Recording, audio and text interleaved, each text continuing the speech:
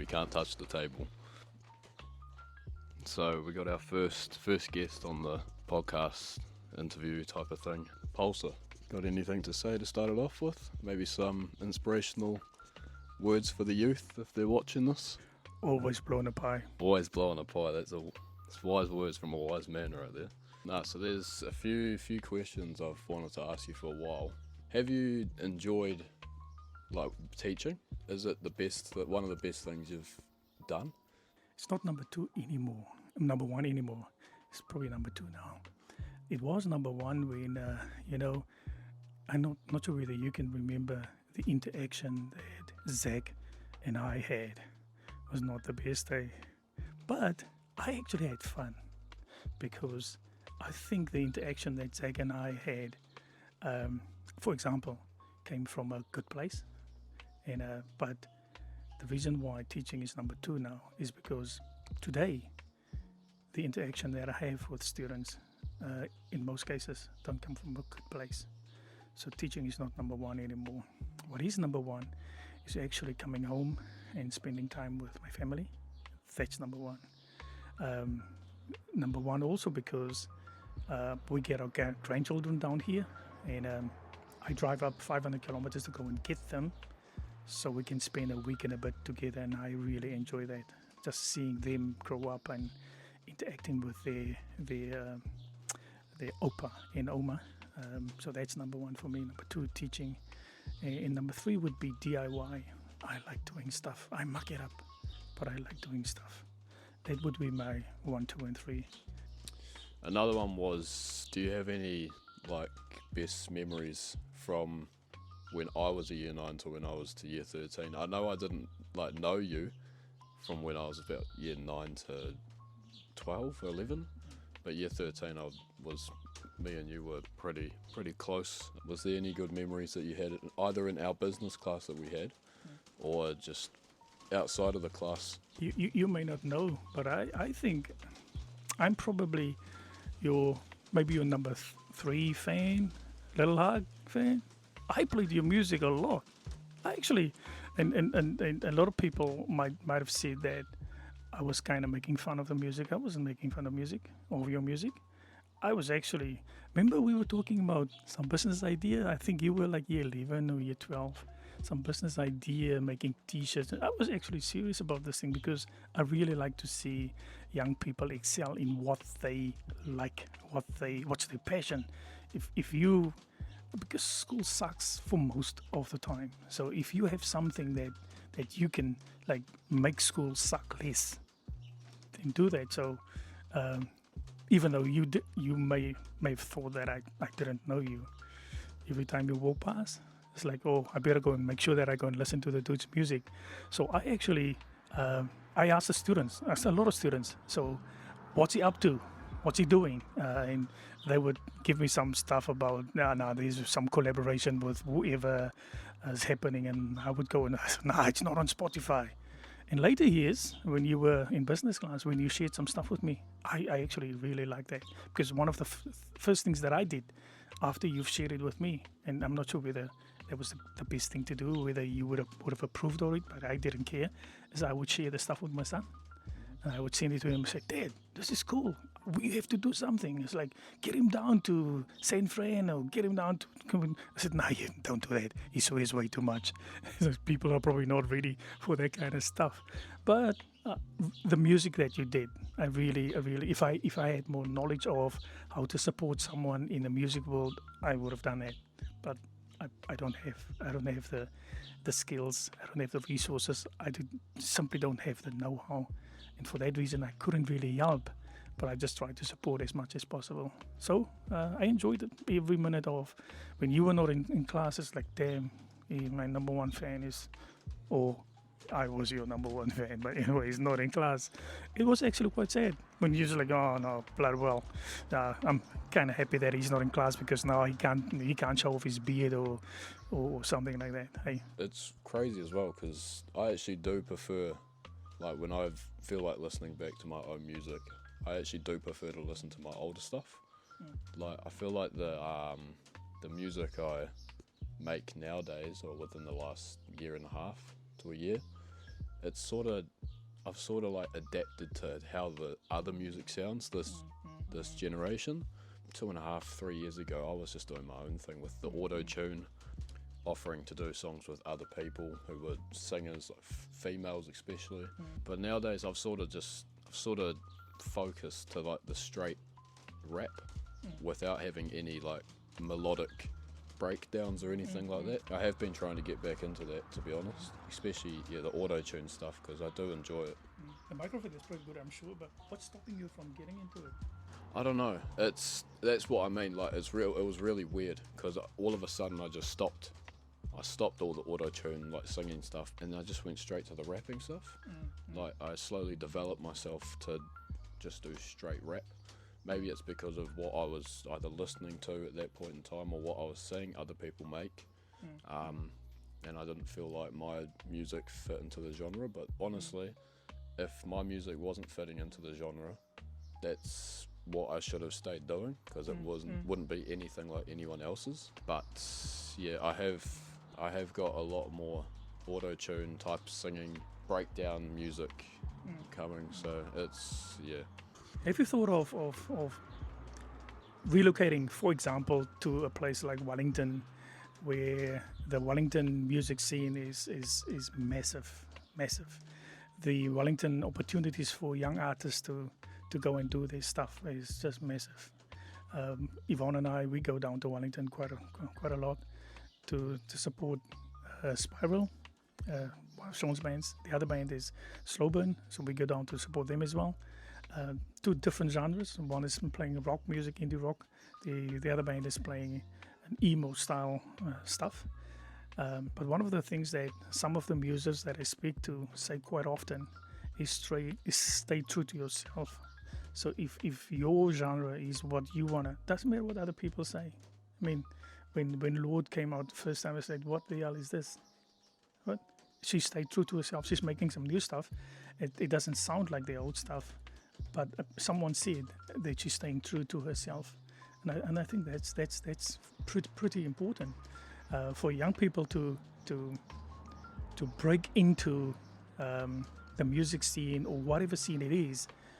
You have to make a mark, and if you can't make that mark because you've been influenced by too many artists around the place, then you're losing yourself within the whole thing. So I think with the little hug kind of stuff, it's you, in my opinion. That's you, and if that's what you do, continue with that. And if that doesn't work, then at least you've given it your all. And sometimes that's all you have to do is give it your best shot. And if it doesn't work, then you wouldn't have to feel bad because you've given it your best shot. There are a few things that I regret in life. I sometimes look at stuff on TV. I look at projects that people do on TV and I said, damn, I wasted my time when I was in school. I was actually interested in this. I was interested in that. But because of some circumstances, I didn't pursue those things. And now I'm 59. So I can't pursue any of those things anymore. So my time is over. Your time is just beginning. So you should just do your damnedest, man. Do your damnedest. I do look at things like that as well. And I honestly, sometimes I do start thinking to myself, I start like doubting myself.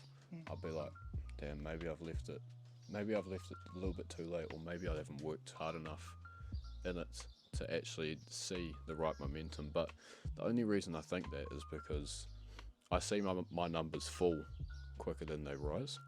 But then again, it's numbers on a screen at the end of the day. Like, as long as I'm physically enjoying what I'm doing, that's all that matters. The numbers are just the add-on to what comes with the passion. But yeah, music's a real technical industry to be in, really.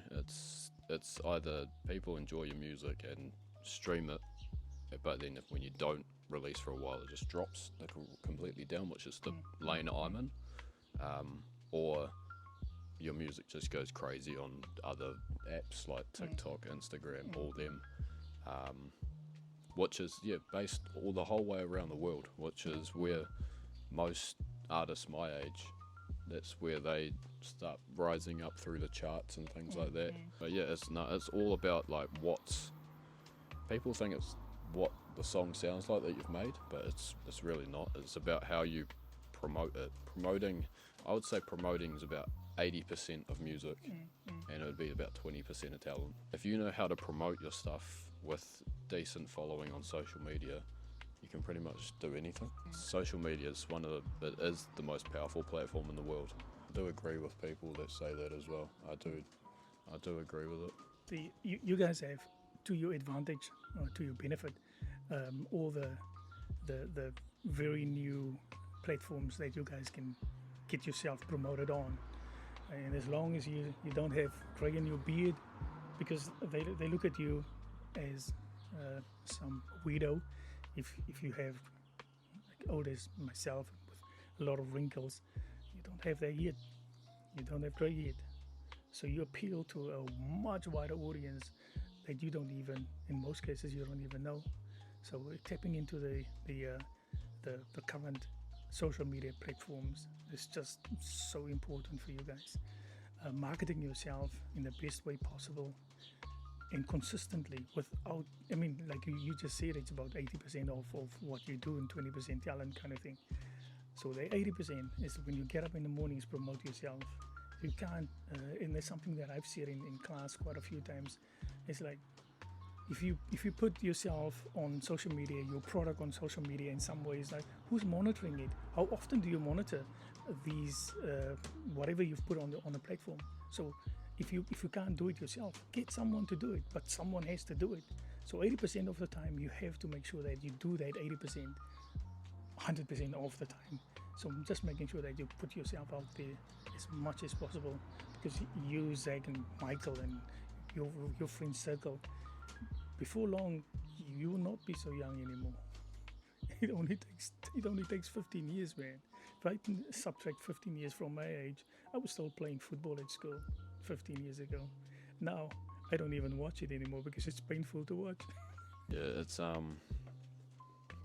generation, I feel like it's sort of, it's half and half. Like half of us know how to stay consistent and wake up early, work right till midnight, sleep, do it, and just repeat it the whole time. And then the other half of us is sort of with like 50-50, which is what I feel like I'm in.